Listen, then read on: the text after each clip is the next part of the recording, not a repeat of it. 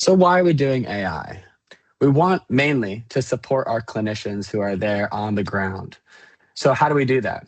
Well, there's three main pillars currently in our Renvio AI strategy. We want to predict more. So that's kind of that predict and intervene. How do we leverage this technology to improve care, improve outcomes, consolidate several different variables into actionable information in our platform? The second pillar is everybody wants to save time. You seem like you're getting pulled in every which way other direction nowadays. But we want to make sure that your time spent in our application is as efficient as it can be. Over the years, we've developed it with several different hyperlinks, screens in order to streamline those on-floor workflows. This is a new generation for us, allowing us to automate some of your charting and make you document in less time so you can focus your time more on patient care when you're in the facility. Our third pillar is really to make information available for everybody. So we want everybody in the system to be an application and patient expert. Obviously, you guys know we have tons and tons of information in our database, but how do we make that instantly accessible to you guys? So we'll talk about a couple more features that have allowed us to go through these three main pillars of the system. The first one that we're going to talk about today is that predictive and intervene. That point of care risk intelligence is what we've done in conjunction with Navdeep and his team to be able to build into the application. This expands across hospitalization risk, adequacy risk, so making sure your patients are getting adequate dialysis, no-show risk, likelihood that they won't show up to treatment. And then more recently, we're going to have a full anemia management slide, which I'm very excited to show you. Just got a screen grab from our developers today. So as you guys know, the speed of AI is almost hard to believe, and we're on that boat as well. Secondly, what we'll go through is how do we automate charting? So right now, we've actually been able to fully automate comprehensive physician notes. These are generated in real time when you click the auto generation button. Again, I'll show you this all on the website, in the application, excuse me. And this allows physicians to just hit a button, document more, or document less, I should say, and be able to completely do their comprehensive visit note on their behalf. The third is how do we make that information in the system accessible to everyone? From workflow, how does the system function, to clinically, what can you tell me about this patient? There's several different chatbots within our application that will allow you guys to easily access information and search through items in our application in real time, much faster than that was possible before the advent of some of these AI tools. So now I want to look at what is one of our major problems here. With predictive analytics suite, we've begun to start with beginning to predict unplanned hospitalization. As you guys may know, this is a huge issue for ESRD clinics, is keeping their patients in the facility, on the machine, and outside of the hospital. The hospital is bad for a laundry list of reasons. A couple of them you see here on the slide. Unplanned hospitalizations actually account for up to 40% of Medicare total ESRD costs. It's a big healthcare system burden when some of those ESRD patients do end up in the hospital, and that leads to worse prognoses for the patient. So you have lower transplant rates, worse outcomes, inadequate dialysis, all that stuff.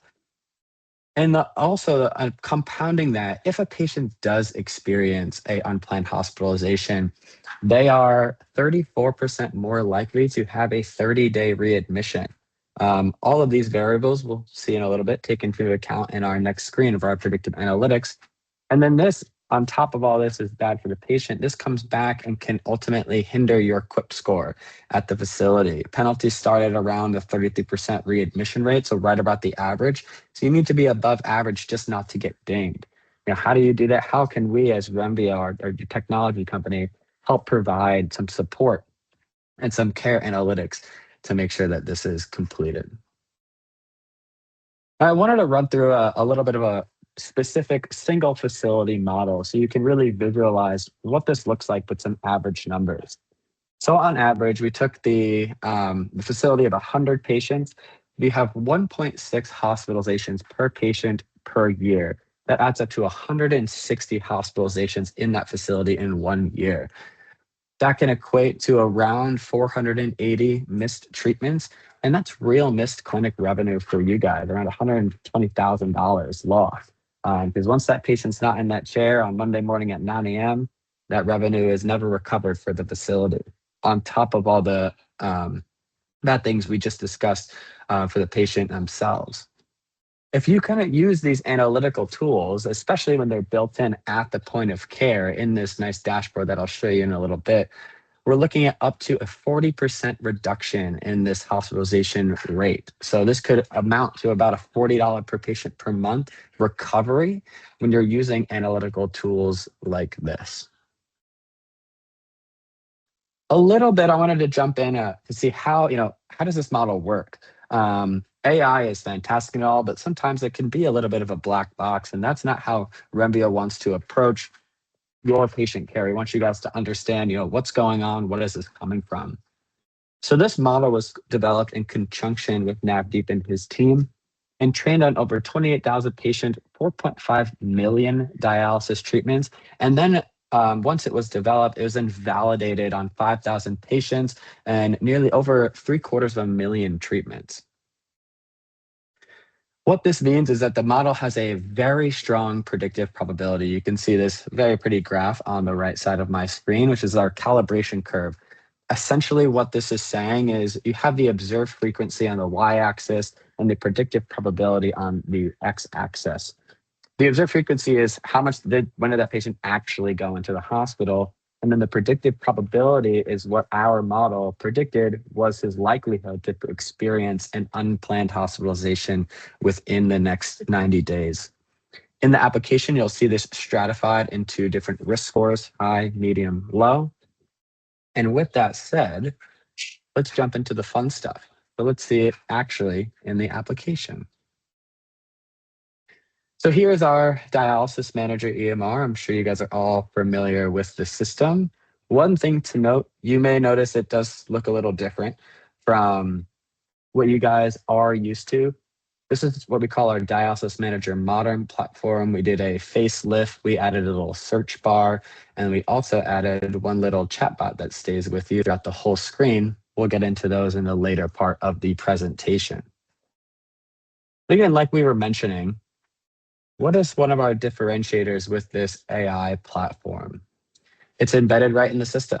So you can see all I did was navigate to assessment, predictive AI, and then I've pulled up this dashboard right here. So this is the first of 4 predictive analytics suites in this predictive AI dashboard. I'll start with hospitalization risk, run through the screens. I already give you a little bit of background about the model. We'll briefly go over adequacy, no-show risk, and then I'll switch over to anemia before we get going on some other fun stuff like the physician charting and the other clinical chatbots. So what are we looking at here? This is a predictive analytics suite, like I said, fully built into the system, and we're stratifying all of your patients into high, medium, and low risk scores for the likelihood that they will have an unplanned hospitalization in the next 90 days. One thing that's really nice about this system is we want to give you as much visibility as we can into why these patients are on this list. It's great if you say, hey, high, medium, low, but what's the main factors that are driving this? What as a clinician can do about that patient? First off, you can see who's a high, who's just barely made the cut from high to medium, maybe one more day might be up there. But you can use the hover feature, which again, you might be familiar with, and use your cursor and hover over the high icon over here. So you can say high, medium, and then the system will pull through what are those top 3 variables that are contributing to this patient's risk score. The model, like I said, I showed that graph previously, trained on several thousand dialysis treatments. It runs on 20 different variables. The combination, the different weights of these variables go into the model and then ultimately spit out this risk score. But we provide you with these top 3 right here. If you want to see more information, you can click on this high icon and the system will actually pull through more detail on those top three variables specifically. So you see hospitalizations in the past 90 days. This patient went to the ER in January. He stayed there for almost a week, it seems, or 9 days, a week and a half. He has several no-shows in February, which is not great. Some of those are due to that said hospitalization. And then his insulin use got flagged over here. So not only do we demonstrate this information to you in a nice, cohesive, easy to access way, we give you a suggested course of action in here. So obviously no shows, we want to provide them with that additional support to come to the facility. Some of the hospitalizations, obviously he was in the hospital, but you can see a transportation issue here, transportation issue here. Could we do something with the social worker, talk to his transportation company? Maybe it's a family problem. Dialysis is very multidisciplinary to get that patient in the chair, provide the best treatments that you guys can. You can see down here at the bottom, you have a suggested course of action as well for the insulin. So we try to bring in some clinical backing to our risk stratification scores as well.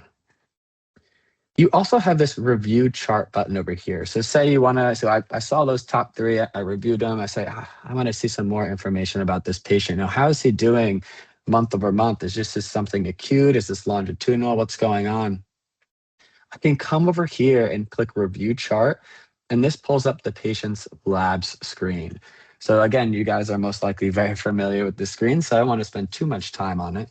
But I can come here and see all of this patient's labs broken down by panel, quickly see any graphs that I want to pull up for his KT or V or hemoglobin, hover over here to put a quick snapshot of his prescription, see what his home medications are. I could even scroll down here and see some fluid management tabs. So, what is his interdialytic fluid gain month over month just by hovering my mouse over here. Essentially pulls a ton of information month over month into the screen to see how this patient is trending, while also providing you some prescriptions, home med, hospitalization data, stuff like that. So when I X out of here, I say, let's see. I want to maybe adjust something in this patient's order. This is where some of the real power of the tool comes in, and our ability to have this embedded into the system can really shine. So you have this action button over here. If I click this drop down, you have several options. So one of them is obviously, change their hemodialysis order. You can add an extra order, change their home order, CCP order. But then you also have diet order, notes. So similar to that example I shown above where the baby had some transportation issues, I can simply write a note and say, hey, I talked to the social worker. We're going to get him a new transportation service. That should make sure some of those no-shows drop or whatever it may be. When I'm in here and I'm creating that action, I hit in-center dialysis order. Do this for an easier example. Hit create.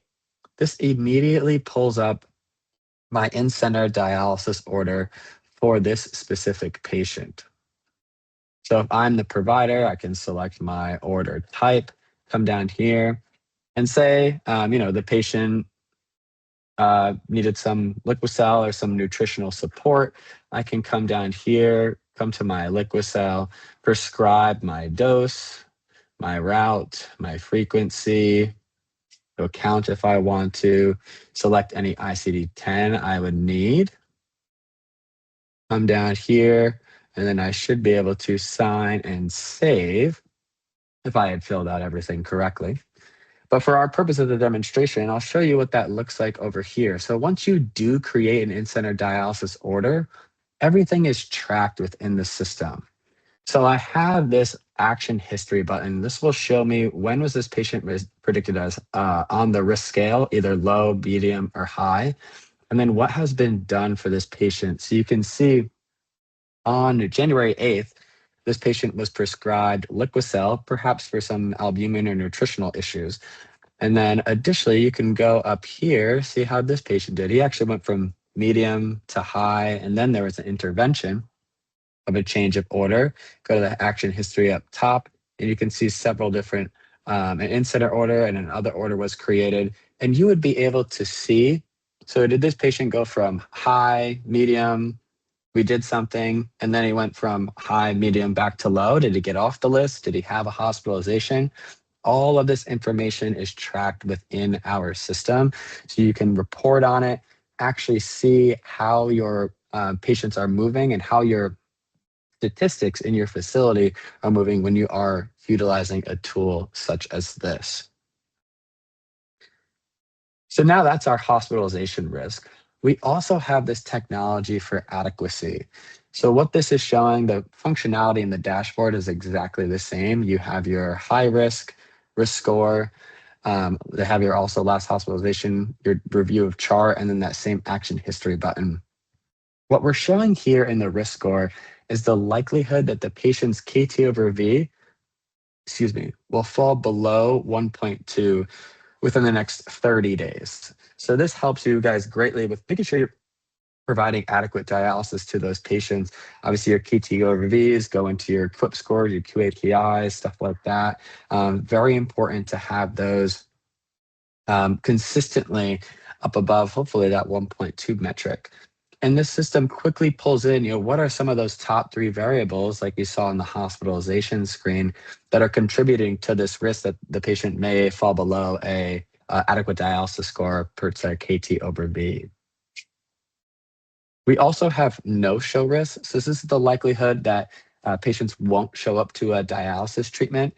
Personally, coming from a technician, you might notice that there are some very high risk scores on here. And I do want to make this as a point to bring up. The charge nurses and the staff at the clinic most likely know your patients the best.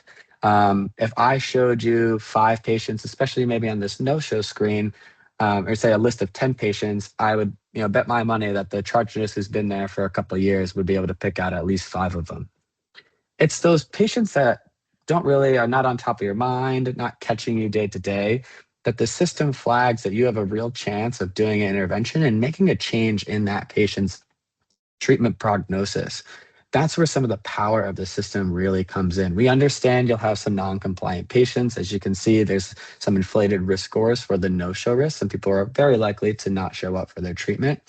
But through the no-show, through the adequacy, through the hospitalization, it's those patients that don't really come to top of mind when you think, oh, I know this patient's going to end up in the hospital. It's one of those that are flagged as high, medium, that you didn't really think about, that you can make an intervention and really make a difference in how that patient is going to be treated at your facility. Now, I mentioned this earlier in the presentation. Something that we're very excited about is our anemia management AI.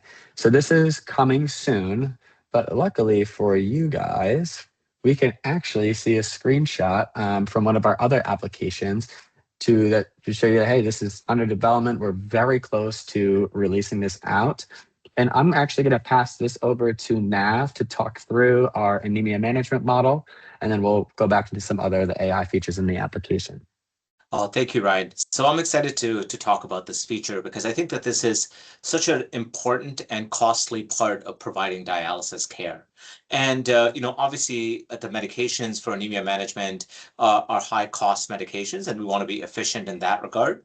But getting the hemoglobin wrong on the high end and on the low end is also costly for the patient perspective. The patient transfusions have a lot of morbidity, and we all know that very high hemoglobins can lead to fistula clotting, MIs and strokes. So we really want to keep the hemoglobin stable and in a tight range.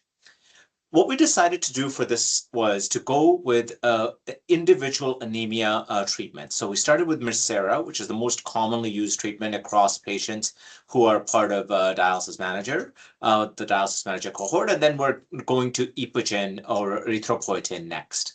So I want to show you an example of Mircera. So here, if you look at the first row, this 69-year-old female who dialyzes 3 times a week is on 60 micrograms every 2 weeks. The last hemoglobin is 10.1, but our algorithm is suggesting a dose of 75 for this person. So why is the algorithm suggesting a dose of 75, and how does it know how to suggest the right dose? Well, the algorithm does a lot more work than just looking at the last hemoglobin. We're taking the 90-day history of all the previous hemoglobins, the trend, whether it's going up or going down, the ferritins, the TSATs, the albumins, the demographics of the patient and their history, And we're using all of those variables that are nearly impossible to compute in your head, and making a recommendation that this person at 10.1 should go to 75.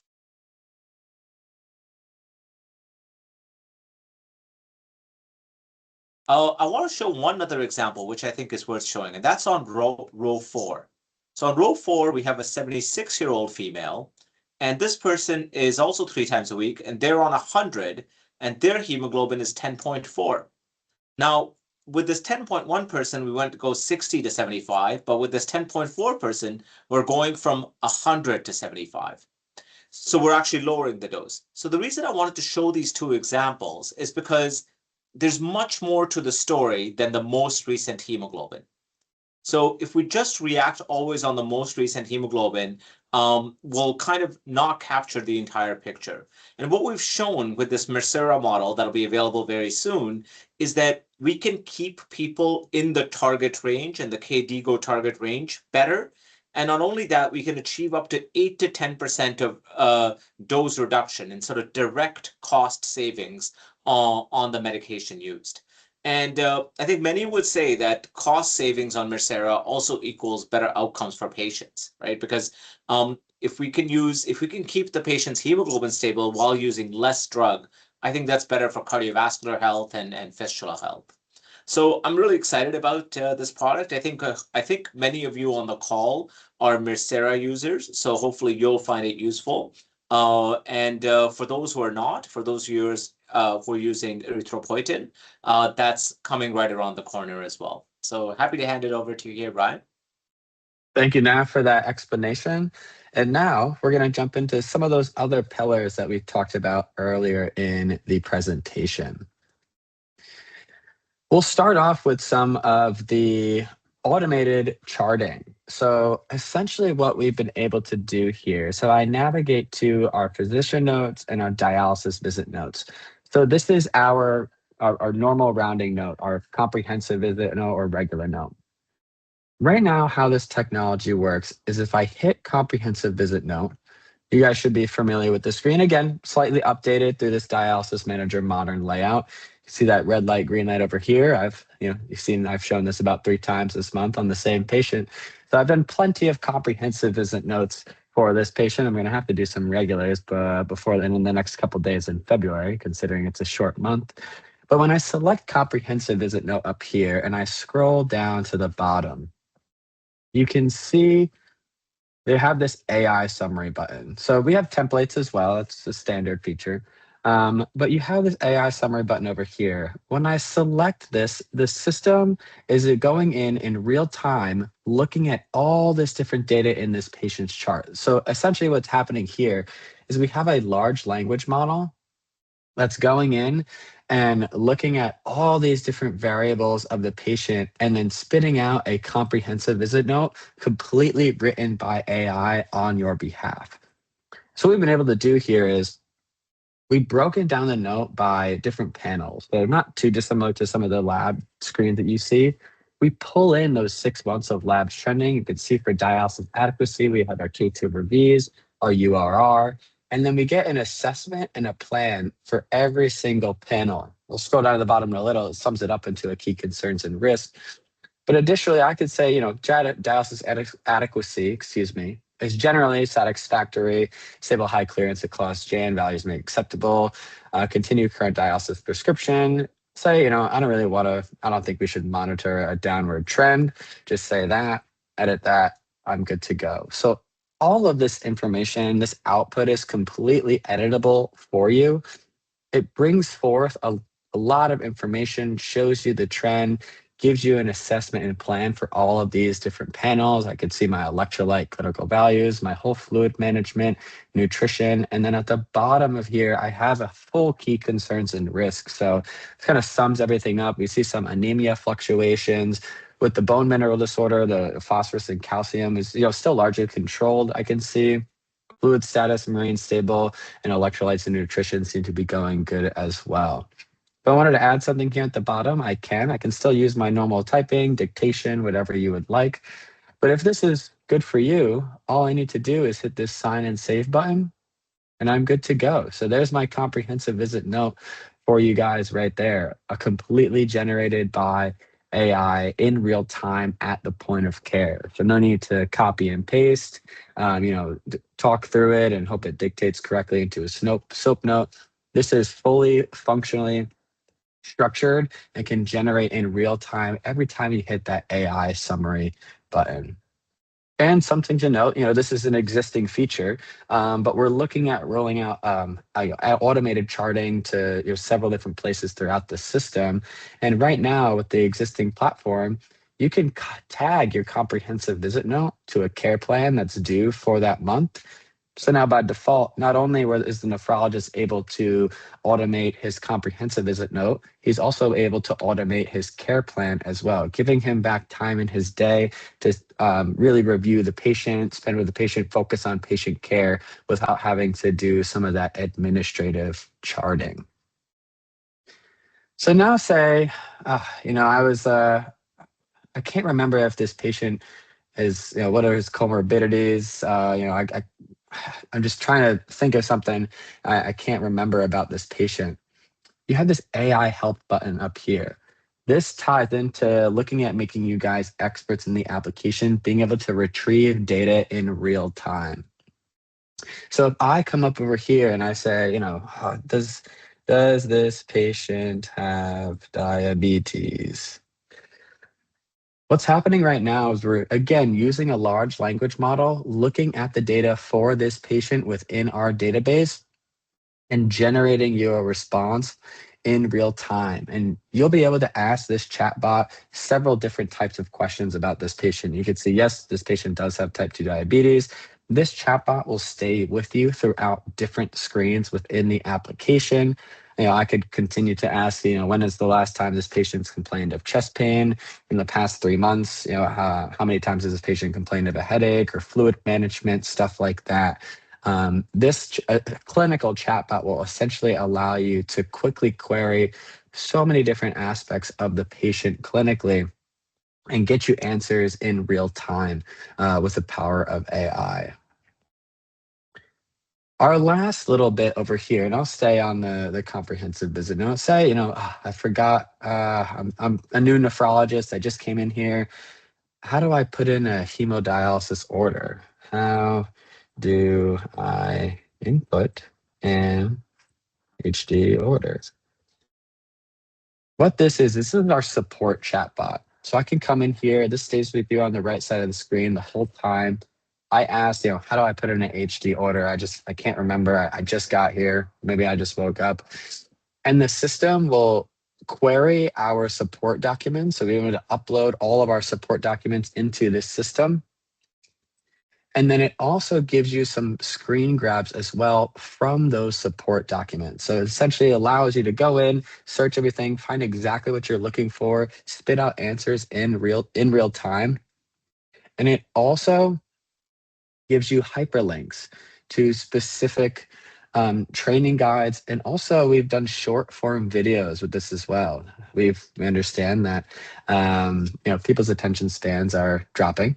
So instead of having you sit through a 2-hour presentation of full soup to nuts, how do you run your entire workflow, I can simply ask this AI chatbot, hey, how do I put in a hemodialysis order? I can click on it here, and then it actually brings me to an instructional video of how do I do that. And you can see it's only 2 minutes long. So something that's very nice, very helpful for you guys, allowing you to navigate within the system with more productivity and proactively, essentially. So that is currently where our AI features stand within the system. A quick recap, we went over our predictive analytics screen over here. Let me go here. And my papa doesn't want me to get away without saving. Very, very good. Make sure I'll sign and save here because I don't have a SIP date. So just a quick recap, we went over our predictive analytics screen. You can see we navigate that right from assessment. We have hospitalization, adequacy, anemia coming soon, and no-show. Went through some of the physician charting. So how have we automated comprehensive visit notes? I'm part of the nephrologist. And then we talked about our chatbot, our clinical AI that stays with you throughout the entire life of the patient. You could see up here, I can just access it quickly. And then also our support AI over here. So I can access this guy and make sure that I'm navigating the system correctly and so on.